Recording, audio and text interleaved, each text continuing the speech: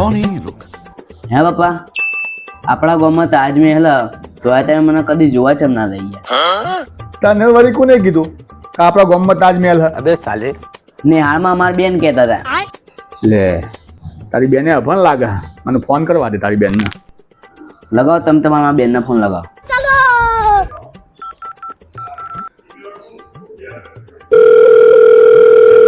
હા hello. Hello. હા દિવ્યાના બેન બોલો બેન? હા. હા તમે આ છોકરાનું શીખવાડો કે તાજમહેલ ગામમાં હ? શાંતિ રાખો, ધીરજ રાખો.